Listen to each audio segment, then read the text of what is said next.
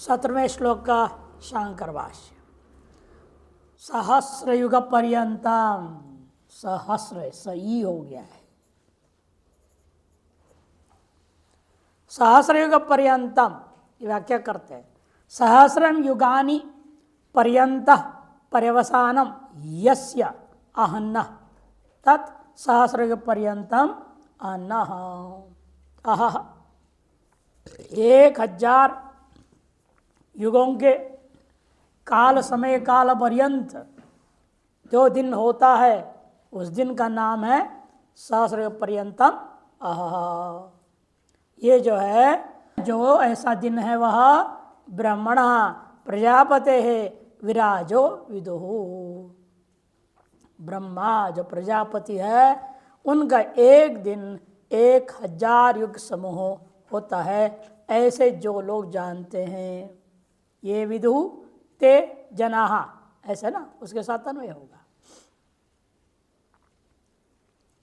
एवं रात्रिमपि, सो रात्रि भी उतने ही बराबर समय युग सहस्रांताम अहह परिमाणात्मके, परिमाणात्मके एक तो आदि तो नहीं है।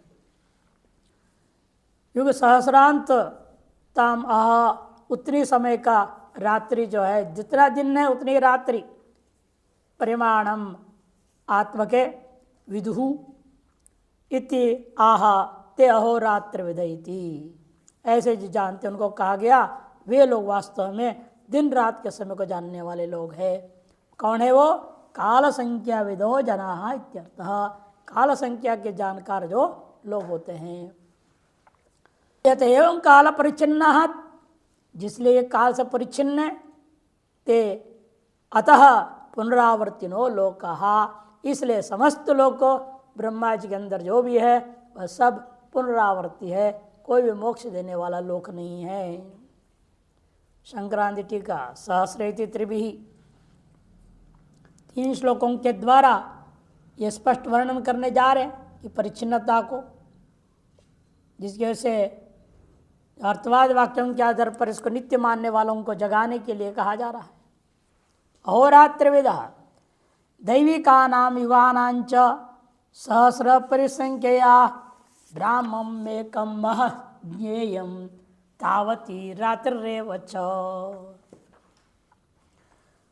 देवताओं के 1000 युग की परिसंख्या के द्वारा ब्रह्मा जी का एक दिन ऐसे जानना चाहिए और उतने ही समय रात्रि का भी होता है, ऐसा इसका निर्णय है। इति उक्त रीत्या ब्रह्मणः प्रजापतिरहोरात्रयोः काल परिमाणम यदिति विदन्ति जानन्ति अहोरात्रविदो। इस उक्त रीति से ब्रह्मा जी प्रजापति के दिन और रात्र का काल परिमाण इतना ही है, ऐसे जो जानते हैं उन लोगों को कहा जाता है अहोरात्रविदः। कौन है वे लोग? मनवाद है, मनुवादी महर्षि लोग। और उनके कहने पर हम लोगों को जानकारी मिली, हम भी जान रहे हैं इस बात को। ये महानतः जो महान लोग हैं, ब्रह्मणो अहर्दिनम सहस्र पर्यंतम ससंख्या कैर्युगैर दिव्यैः पर्यंतम पर्यवसानम यस्य तत् सहस्र पर्यंतम। जो दिन और रात ब्रह्मा जी का सहस्र पर्यंत मतलब ससंख्या कैर युगैर। अभी कौन सा युग? मनुष्य का युग नहीं लेना, दिव्य युग देवताओं का। पर्यंतम पर्यवसानम यस्य उतने समय तक रहता है जिसका, उसका नाम तत् सहस्र पर्यंतम।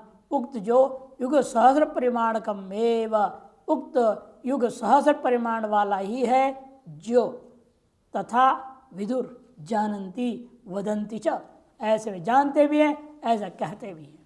तथैव ते मनवादयो, वे मनवादी लोग जैसे दिन के कालावधि को जानते हैं,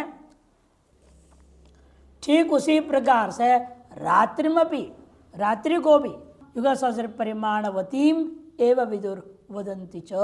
1000 युग परिमाण वाली है रात्रि भी, ऐसे वे जानते और कहते भी हैं।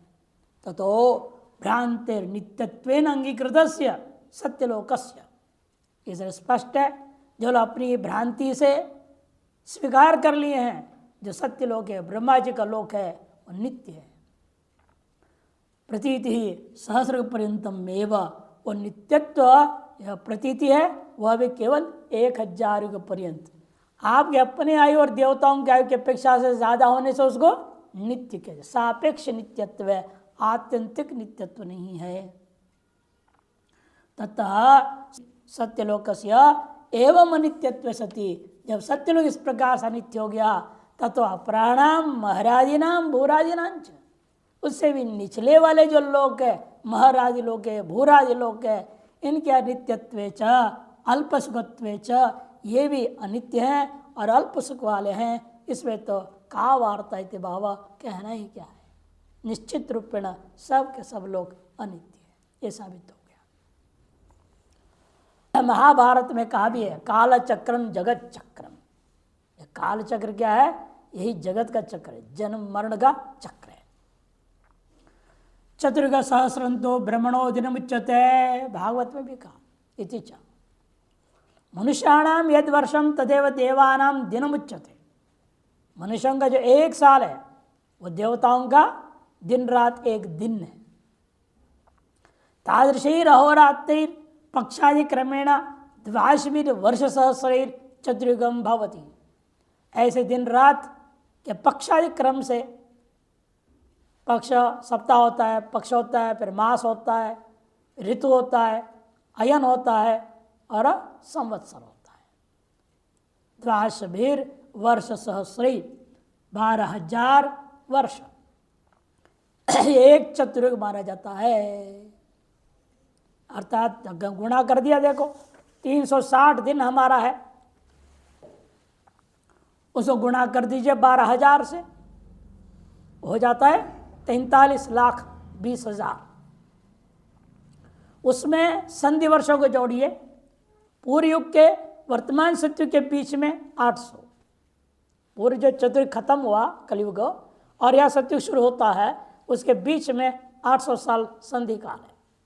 और सत्य और त्रेता के बीच में 600 साल, त्रेता और द्वापर के बीच में 400 साल, द्वापर और कली के बीच में 200 साल, ये भी कुल मिला के 2000 साल हो गया। अच्छा, 43,22,000 वर्ष चतुर्युग का परिमाण हुआ, एक चतुर्युग का। ऐसे 1000 चतुर्युग ब्रह्मा जी का एक दिन। एतादृश सहस्रयुग पर्यंतम ब्रह्मणो दिनम तत्समा रात्रिर्भवति। और ऐसे उसका एक दिन रात हुआ, ऐसे 360 दिन, और ऐसे 100 साल उसकी ब्रह्मा जी की। तब जाके आपको उसके साथ साथ मुक्ति मिलेगा। उतने समय तक ब्रह्मलोक में समाधि में पड़े रहना पड़ेगा। ये जान के कहा जाता है वैराग्य के लिए। अपने ऋषि वचनों में संशय नहीं करना चाहिए। एवं शतायुर्भवति ब्रह्मा, इस प्रकार ब्रह्मा का 100 साल, तस्य अंतम मुक्ति, उसके अंत में जाकर के जो कहा ना ब्रह्मा जी के साथ मुक्ति होने वाली, तब जाकर के मुक्ति हुई थी। पुराणेषु उक्त प्रकारेण क्रम मुक्ति चिरकालेन प्राप्नोति। से पुराणोक्त प्रकार से क्रम मुक्ति जो होगी बहुत लंबे समय के बाद मिलने वाला है। इति वैराग्यार्थम वर्णितम, ताकि आप जो इसी जन्म में पूरी प्रयास करके सद्यो मुक्ति के लिए प्रयास करने की कोशिश कीजिए, हो ना हो लेकिन करना चाहिए, पूरा जोर लगा। यह चेद अवेदित तथा सत्यम अस्ति, नो चेद अवेदित महती विनष्टि। इस श्रुति के आधार पर प्रयास करने चाहिए, यह बोध कराने के लिए, वैराग्य को बढ़ाने के लिए बात कही। अतएव सद्यो मुक्त प्रयत्न आधिक्यम कर्तव्यम इति ज्ञापयति। सद्यो मुक्ति के लिए अधिक से अधिक प्रयत्न करना चाहिए, ऐसे यहाँ बोध कराया गया है।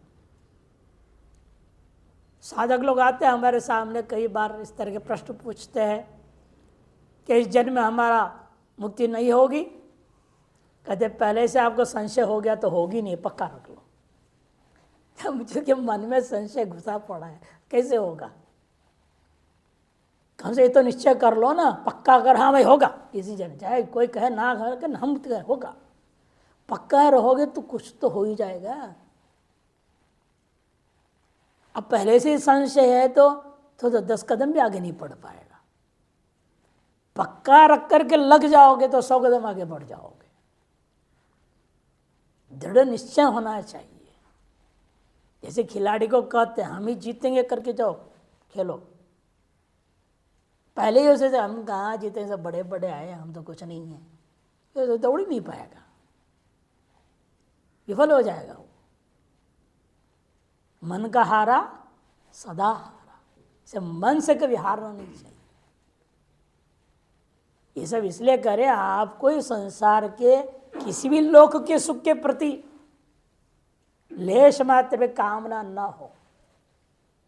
वैराग्य सिद्धि मात्र के लिए कहा जा रहा है। इसे सद्यो मुक्ति के लिए अधिक से अधिक प्रयत्न, पूरा जोर लगा देना चाहिए व्यक्ति को। प्रजापते है अहनि यद भवति रात्रो च तद उच्यते। इस प्रजापति के दिन रात में होता क्या है, दिन भर में वो करते क्या है, होता क्या उसमें। रात में सो जाएंगे तो होता क्या है, उनके विचित्र है। देखो 12 घंटा जगते 12 घंटा सोते हैं, उनकी 24 घंटा ऐसा है। मनुष्य है उनके उत्पन्न किया वाले इन्हें मानता ही नहीं, 18 घंटा जगता है, 6 घंटा सोता है। यदि साधक हो तो कोई बात नहीं, 24 घंटा भी जगो, निद्राजित हो जाओ, गुड़ाकेश निद्रा जी, तब तो अलग बात है। नहीं तो उनके अनुसार तुम लोग व्यवहार में कर्म आदि करते हो, पास आदि करते हो, जीना चाहते हो, फिर 12 घंटा सो 12 घंटा जगो। वैसे अध्यात्म में आगे बढ़ना है तो शास्त्रकार ने क्या कहा, 2 याम ही सोना, 6 घंटे से सोना ही नहीं, 18 घंटे पूरे जगना। ऐसे दिन में सोना है तो फिर रात्रि और कम सोना पड़ेगा, 6 घंटा नहीं सो सकते, 5 घंटा सो, फिर दिन में 1 घंटा सो। रात्रि 8 घंटा सो गए, दिन में 2 घंटा सोते लोग। ये साधक का लक्षण नहीं है। क्या होता है दिन रात वो बता रहे हैं। संक्रांति अवतरण के एवं सत्यादि लोका नाम अनित्यत्व प्रतिपाद्य। इस प्रकार से सत्यादि लोकों में अनित्यत्व को प्रतिपादन करके अधुना तल लोकगता नाम प्राणी नाम अति दुखम में वैत्या हो। उस लोक में उत्पन्न विनाशशाली प्राणियों के क्या मिलता है, केवल दुख ही मिलता और कुछ नहीं है। इसलिए अक्षकल्पोयम विद्वान सर्वम दुखम में वो योग सूत्रकार कहते हैं। ये पलंग जो पलक है उसके समान है विद्वान का दिमाग, इतनी सूक्ष्म। दूर से आते हवा के कण से भी आंख तुरंत फट बंद हो जाता है। पलक गिरते कि नहीं गिरते। तो इसी प्रकार से योगी होता है, सब कुछ दुखात्मक मानता है। सर्वम दुखम, ये बौद्ध ने पकड़ा, सर्वम दुखम दुखम, सर्वम क्षणिकम क्षणिकम, सर्वम स्वलक्षणम स्वलक्षणम, सर्वम शून्यम शून्यम।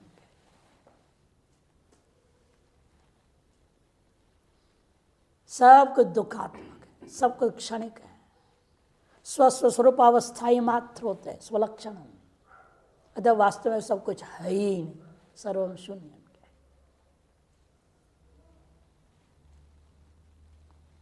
ये भी वैराग्य के लिए कहा जा रहा है।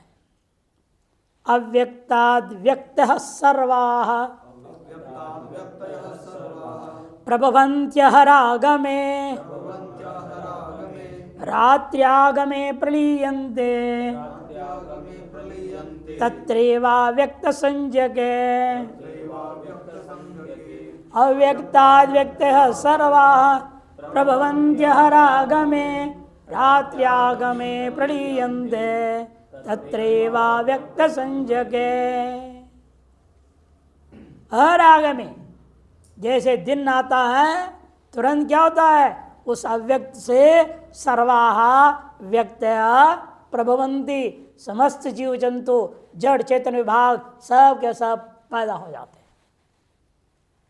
रात्रि आगमे गलत छवि ठीक कर लेना। रात्रि आगमे प्रलीयंते, रात्रि के आगमन और सब के सब प्रलय को प्राप्त हो जाते हैं। कहाँ चले जाते हैं प्रलय काल में? तत्रैव अव्यक्त संजके, उस अव्यक्त नाम से कहा जा रहा जो प्रकृति है, माया है, उसी में लीन हो जाता है। ब्रह्मा जी अपनी माया शक्ति से ना, भैया ब्रह्मा जी बस क्या है? क्रिया शक्ति, ज्ञान शक्ति और भोक्तृ शक्ति। आपके पार पांचों के पंच कोश में इतनी ही है। पंचकोश क्या है? यह अन्नमय कोश है, स्थूल शरीर। ये तो विनाशी स्पष्टानुभव सिद्ध है। प्राणमय कोश क्रिया प्रदान है। मनोमय कोश संशय प्रदान है। और विज्ञानमय कोश निश्चय प्रदान है। क्रिया संशयात्मक ज्ञान, निश्चयात्मक ज्ञान। क्रिया शक्ति संकल्प शक्ति है और विज्ञान शक्ति है। ज्ञान विज्ञान को, ज्ञान और विज्ञान, अनुभूति। कुछ लोगों का मानना है प्राणमय शरीर को लेकर के क्रियाएं करते हैं हम, उसका कर्तृत्व कहाँ जाता है? मनोमय कोश में। भोक्तृत्व आता है विज्ञानमय कोश में। कुछ लोग कहते हैं नहीं, प्राण क्रिया प्रदान करती है, इन प्राण से जो क्रिया और इसके पीछे संकल्प किसका है? मन। से मन में ही आपको क्रिया शक्ति माननी चाहिए। मन सक्रिय होता है, हमारे लिए सारा संसार सक्रिय हो जाता है। मन निष्क्रिय है तो कुछ भी नहीं संसार। आप क्रिया शक्ति आ गई ना, वहां पर कर्तृत्व उसी में आएगा। लेकिन मन अपने आप में कोई कर्म नहीं कर सकता जब तक जो करना है उसके बारे में निश्चय न हो। इसे मुख्य कर्तृत्व कहाँ जाएगा? विज्ञानमय कोश में। गौण कर्तृत्व मनोमय में। और भोक्तृत्व से कहाँ जाएगा? आनंदमय कोश में। आनंदमय भोक्तृत्व, विज्ञानमय में मुख्य कर्तृत्व, मनोमय में गौण कर्तृत्व और प्राणमय क्रियात्मिका और अन्नमय अत्यंत स्थूल। और वो जो आनंदमय में ही अव्यक्त सब कुछ, उसी को अव्यक्त नाम से कहा जाएगा। यही तो होते हैं जब सो जाते हैं आपके लिए क्या व्यक्त है? आपका अपना नाम का भी होश नहीं है। याद रहता है मेरा नाम क्या है? जो सोएंगे तो गहरी नींद में चले जाते हैं, आपको ये भी पता नहीं आप पुरुष है कि स्त्री है।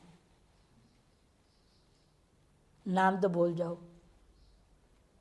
ब्राह्मण क्षेत्र वैश्यता के भी भान नहीं वहाँ, न किंचित दवे दिशम, कुछ नहीं जानता। यही अव्यक्त अवस्था है। लेकिन वहाँ सुख भोक्तृत्व है, हम सुखम अस्वापसम कह रहा है। भोक्तृत्व रहता है आनंदमय कोश। इसे कर्तृत्व भोक्त रहित कौन होगा? फिर आनंदमय का भी जो अधिष्ठान है, ब्रह्मपुच्छम प्रतिष्ठा, आत्मा ही है। शांकर भाष्य, अव्यक्ताद अव्यक्तम प्रजापति स्वाप अवस्था। अव्यक्त क्या है? वही आ गया ना, प्रजापति की स्वाप अवस्था, नींद का समय, सोया हुआ समय, वही अव्यक्त नाम से कहना है। तस्माद अव्यक्ताद व्यक्तयो व्यज्यन्ते इति व्यक्तयः।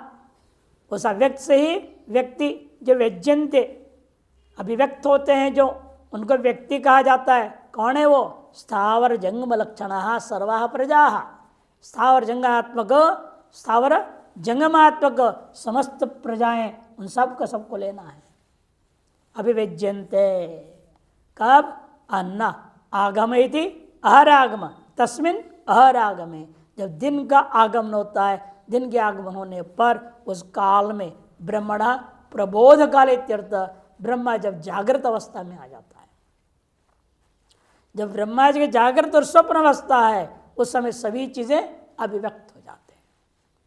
तथा रात्रियागमे ब्रह्मण स्वाप काले, जब रात्रि का आगम हो जाता है, जब वो सोने लग जाता है, मैंने अपने अव्यक्त अवस्था में पहुंच गया, अपने आनंदमय कोश से पहुंच गया, तो प्रलीयन्ते सर्वाव्यक्त तत्र एव पूर्वोक्त अव्यक्त संजके, उस पूर्वोक्त अव्यक्त संजक उस आनंदमय कोश है, उस ब्रह्मा जी का आनंदमय कोश है, उसमें सब के सब लीन हो जाएंगे।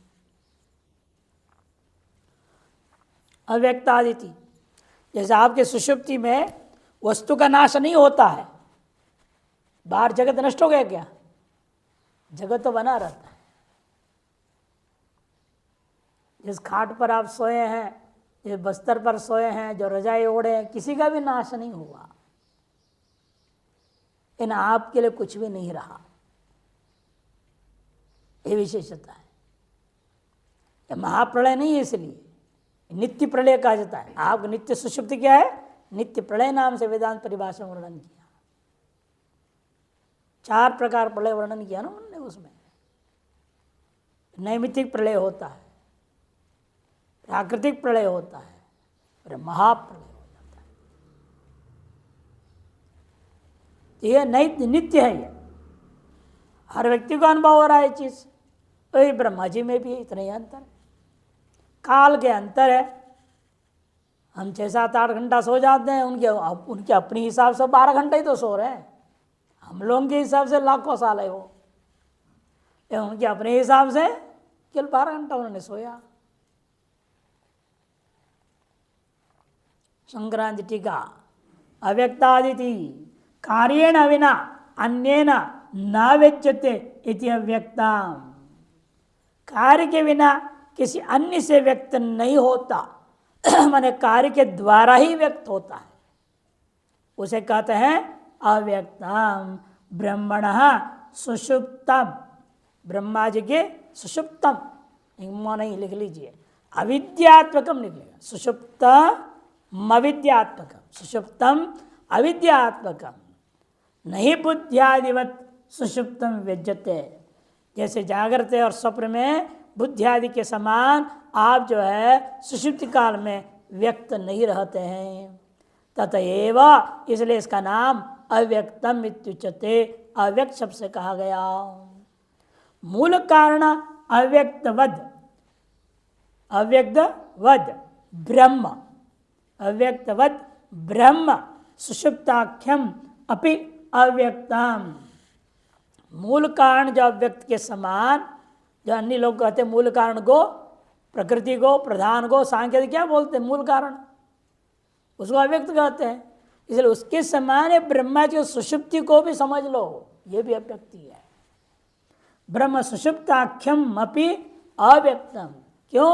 सर्वोत्पत्ति प्रलय कारणम अव्यक्तत्व अविशेषात। सर्वोत्पत्तियों का प्रलय का कारण रूपा अव्यक्तत्व का जो लक्षण है वह समान होने के कारण। प्रजापति रहर आगमे, और जब प्रजापति का दिन का आगम हो जाए, दिने प्राप्ते तस्माद उक्त लक्षणाद अव्यक्ताद व्यक्तः। उक्त लक्षण वाला अव्यक्त से व्यक्तियां प्रमाणैर व्यज्यन्ते, स्व स्व प्रमाणों के द्वारा वे अभिव्यक्त हो जाते हैं, माने गृह्यन्ते इत्यर्थ, ग्रहण होने लग जाता है। उठते बराबर आपका अपने शरीर का होश आ जाता है पहले कि हाँ मैं हूँ, मैं जिंदा हूँ। फिर अपने आप को होश में आ जाता है मेरे इनाम है, मेरे को ये काम बाकी है, वो काम बाकी है, सब उठो भाई, फटाफट उठेंगे, हाथ पैर दोनों लघु संज्ञा करो, शौच करो, दंत मंजन करो, इत्यादि इत्यादि दैनिक क्रियाकलाप में लग जाता है व्यक्ति। इसलिए प्रमाणैर व्यज्यन्ते गृह्यन्ते इत्यर्थ। व्यक्तयः सर्वाः स्थावर जंगमादि प्राणिकोटयः, जितने भी स्थावर जंगम आदि प्राणी समूह है उन सबको समझ लेना। यहाँ प्रभुवंती उत्पद्यन्ते बीजाद अंकुरवत जायन्ते इत्यर्थ। बीज से जैसा अंकुर अभिव्यक्त हो जाता है, वैसे अव्यक्त से व्यक्त की अभिव्यक्ति हो जाती है। तथा ब्रह्मणो रात्रि आगमे, जहाँ ब्रह्मा जी रात्रि का समय आ गया, रात्रो प्राप्तायाम तत्रैव अव्यक्त संज्ञक, रात्रि की प्राप्ति होने पर उसी अव्यक्त संज्ञक जो कारण भाव है, सुषुप्त अवस्था है, अव्यक्त नामनी ब्रह्मण सुषुप्त प्रलीयन्ते। अव्यक्त नामक ब्रह्मा जी के सुषुप्ति रूपी अवस्था में सब के सब विलीन हो जाते हैं। व्रीह्यादयो बीज इव प्रकर्षेण लीयन्ते। जैसे व्रीहि आदि अपने अपने बीच में प्रकट रूपेण लीन हो रहते हैं, उसी प्रकार से वे लीन हो जाते हैं। अदर्शनम गच्छन्ति इत्यर्थः, माने अदर्शन भाव को प्राप्त हो जाते हैं, माने इंद्रियों की तरह ग्रहण होना बंद हो जाता है। एतेन प्रजापति अहोरात्रि हो सर्व प्राणी नाम अपरिहार्यम जन्म मरण, जन्म मरण हो गया है, जन्म मरण दुखम अनंतमिति सूचितम। इस प्रकार से प्रजापति के दिन रात के चक्कर में सकल प्राणियों के द्वारा अपरिहार्य है जन्म मरण। यह आत्मा को दुखमय जो है, अनंत जो दुखों का चक्र होता है, यह बात यह सूचित किया गया। टिप्पण तपस्विनो दानशीला वीतरागा स्थितिक्षवः त्रिलोक्या उपरि स्थानम लभन्ते शोकवर्जितम इति। पुराणोक्त अनुसारेण तपस्वी जो दानशील हैं, वीतराग वाले हैं और तितिक्षु हैं, वे लोग इन तीनों लोकों के ऊपर त्रिलोक्या उपरि स्थानम शोक वर्जितम लभन्ते, शोक से रहित पूर्वस्वात्मक इन तीनों लोकों से ऊपर का स्थान। ऊपर का स्थान कौन है आपका? आगे लिख रहे हैं व्याख्या स्थिति पुराणोक्त अनुसार है ना, त्रिलोक्या मने पूर्वस्वा, उससे ऊपर क्या है? ऊपर स्थानम महार्जना तप सत्यलोकात्मकम। वह सब शोक वर्जितम, यदि वहां शोक नहीं है उनको लभंती थी विशेष कथनम उत्कृष्टत्वंच कथम, ये विशेष कथन हुआ है, उत्कृष्टता का वर्णन हुआ है, ये कैसे हो गया? इति चेदाह, तब कद अव्यक्तादि थी। जैसे आप सोए रहते हैं, गहरी नींद में हो, वहां कोई शोक होता है? दिन में मान लो पिताजी गुजर गए, माँ गुजर गई, कोई और गुजर गया, हाय हाय हाय रहता है, लोग आ रहे, हर आदमी के सामने रोने का नाटक करते रहना पड़ता है। जो आ जाए उसके सामने रोएंगे नहीं तो कहीं कैसा आदमी है? जो भी आए इष्ट मित्र रिश्तेदार, हर व्यक्ति के सामने रोना पड़ता है। दिन में तो शोक मग्न रहता है आदमी, स्वप्न में भी ऐसी कोई घटना हो जाए वहां भी शोक मग्न हो जाता है। लेकिन सुषुप्ति में चाहे जितने भी बाहर चारों तरफ घटना होते रहे, आप शोक रहित सोते रहते हैं। ट्रेन एक्सीडेंट हुआ, कई लोग सो रहे थे, जो सो रहे थे उन्हें पता ही नहीं चला, जो जगे थे वो फंसे, और कई तो जान बचाने कूद गए, वो दूसरी ट्रेन आके वो भी खत्म हो गई। जान बचाने के कूद गए, दूसरे पटरी में गिर गए, वो दूसरे ट्रेन आ गया, उनको चटनी करते चला गया। अभी की घटना है, नांदेड़ के पास महाराष्ट्र में। हाँ, इसीलिए आदमी जो, लेकिन तब भी सारी घटना हो गई, ट्रेनें रुक खड़ी हुए, वो सब सो ही रहे, जो सो ही रहे थे गहरी नींद में। जब कुछ देर बाद उठे तो देखते क्या क्या गाड़ी क्यों नहीं जा रही, तो उन्हें पता चला ऐसे ऐसे हो रखा। स्पष्ट है, ऐसे अनुभवों के आधार पर इस शास्त्र जो कह रहा है आपको अनुभव में आना चाहिए। सुषुप्ति काल में किसी प्रकार किसी भी घटना का न शोक है, न दुख है, न कोई असर नहीं होता। ऐसी एक अव्यक्त अवस्था है, कारण अवस्था है, अविद्यावचन चैतन्य अवस्था है, सुषुप्ति अवस्था, जहां पर शोक मोह से अपर रहित है, लेकिन अविद्या है। इस वजह से बाहर आ रहे दोबारा। इसी को मैली चादर ओढ़ के कैसे, यही मैली चादर है, अविद्या ही मैली चादर है जिसको ओढ़े हुए सोते हैं। तो इसलिए कहते हैं कि देखो कि ये जो कैसे हुआ, तो जवाब दिया व्यक्तादिनी इत्यादि से। तेषाम बहुकल्प काल अवस्थायित्व निमित्त को असौ विशेष न तो पारमार्थिकत्व नित्यत्व मृत्व दृष्टिया इति तेषाम महरादीनाम अपि अनित्यत्व बोधयति भगवान। ऐसे श्लोकों को सुन करके आपके मन में भ्रम पैदा हो जाए कि भाई महर आदि लोग क्या है, नित्य है, शाश्वत है, सदा हमें आनंद ही आनंद मिल गया, ऐसे कोई भ्रम न हो, इसलिए भगवान ये बात याद दिला रहे हैं। तेषाम बहुकल्प काल अवस्थायित्वात्, कि बहुकल्प तक अवस्थायी होने के कारण से तन निमित्तक आपको ऐसा लगता है वहां पर कोई शोक नहीं है। असौ विशेष न तो पारमार्थिकत्व नित्यत्व अमृत्व दृष्टिया, पारमार्थिक दृष्टि से, नित्य दृष्टि से, अमृत्व दृष्टि से विचार करो, वे वास्तव में ऐसा नहीं है।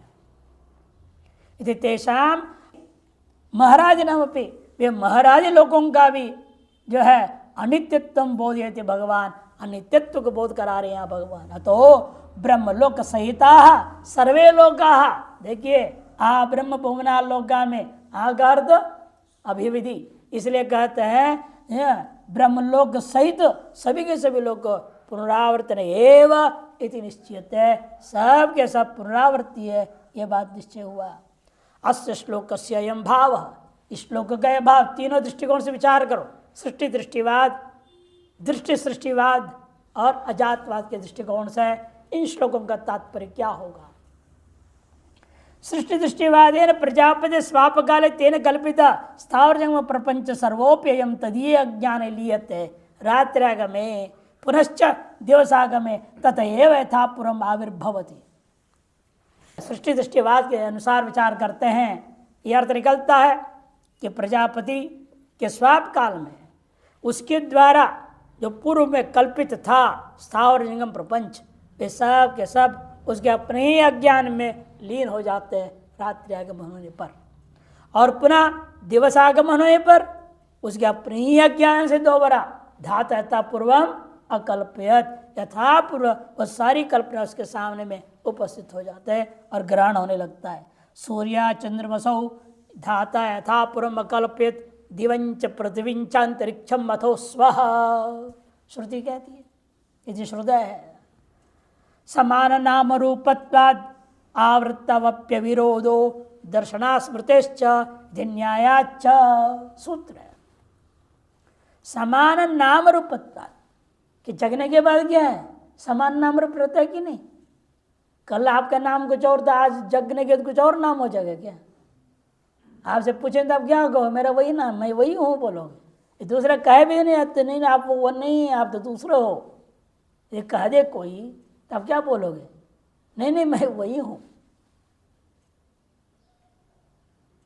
ये जो प्रतिविज्ञा हो रही है, वही नाम वही रूप वही सब वस्तुओं का स्पष्ट कर देता है। आवृत्तौ अपि, बार बार आवृत होने पर भी अविरोधो दर्शनात् स्मृतिश्च, कहीं कोई विरोध नहीं है। क्यों, ऐसे ही दर्शन होता है और ऐसे सबको स्मृति भी होती है। इति न्यायच एवं एवं, ये हो गया सृष्टि दृष्टिवाद। इसी प्रकार से दृष्टि सृष्टिवादे अपि, दृष्टि सृष्टिवादे अपि जीव कल्पितो अयम प्रपंचो, अब ईश्वर कल्पित नहीं है, यह अंतर, ब्रह्मा कल्पित नहीं है। सृष्टि दृष्टिवाद में ब्रह्मा की कल्पना है जगत, और दृष्टि सृष्टिवाद में जीव की अपनी कल्पना है जगत। जीव कल्पितो अयम प्रपंच अस्मत् सुषुप्तौ लीयते, खुद की सुषुप्ति में खुद की कल्पनाएं विलीन हो जाती हैं और पुनः अस्मदेव प्रबोधे, अपने जगने पर यथापुरम प्रादुर्भवती, आपकी अपनी कल्पनाएं जो पूर्व कल्पनाएं थी वही कल्पना वैसे के वैसे प्रादुर्भाव हो जाते हैं। और रह जाता अजातवाद में तो एतत् सर्वम नास्ति, अजात में जगत उत्पन्न ही नहीं हुआ है, न ब्रह्मा जी का न आपका न जीव का, दोनों बात खत्म हो जाता है, वो अजातवाद होता है। अगले श्लोक के लिए भाष्य अवतरणी का, अकृतभ्याम कृत प्रणाश दोष परिहारार्थम बंध मोक्ष शास्त्र प्रवृत्ति साफल्य प्रदर्शनार्थम अविद्या क्लेश मूलक कर्म आशयवशात अवशो भूतग्राम भूत्वा भूत प्रलयते अथ संसारे वैराग्य प्रश्नार्थम चैदम माह। ये तीसरा श्लोक, तीन श्लोक कहा था, तीसरा श्लोक में समाप्त करते प्रकरण को। अकृत अभ्यागम और कृति प्रणाश दोष का परिहार, यदि कल जो आप सो गए उससे भिन्न आज आपने पैदा किए हो, अलग पैदा हो गए हो, तो कल के किए हुए पुण्यादि कर्मों का भोग कौन करेगा। आज तुम अलग हो, उससे अलग हो गए, तो आज आप पैदा हुए क्यों बिना कर्म का, जगह क्यों बिना कर्म के? इसलिए आपको मानना पड़ेगा, नहीं तो ये दोष आएगा। अकृत अभ्यागम, अकृत विप्रनाश, बिना फल दिए नष्ट हो गया। ये दोष के परिहार करने के लिए आपको पुनर्जन्म प्रक्रिया माननी पड़ेगी। और बंध मोक्ष शास्त्रों के प्रवृत्ति की सफलता की सिद्धि के लिए भी अविद्यादि क्लेश मूल कर्म आशय वशात, अविद्यादि क्लेश का मूल जो कर्म है उसके वजह और वासना के वजह से अवश्य अपने ही वश में न रहते हुए, अर्थात आकार विष्णु विष्णु के वश में रहते हुए इस संसार में भूतग्रामो भूतवा भूतवा प्रलते, यह जीवन का समूह बार बार जन्म लेते, बार बार बढ़ते रहते। इत्यतः इस संसारे वैराग्य प्रश्नार्थम, संसार में वैराग्य प्रश्न करने के लिए यह अंतिम श्लोक आता है, इदम आह इति।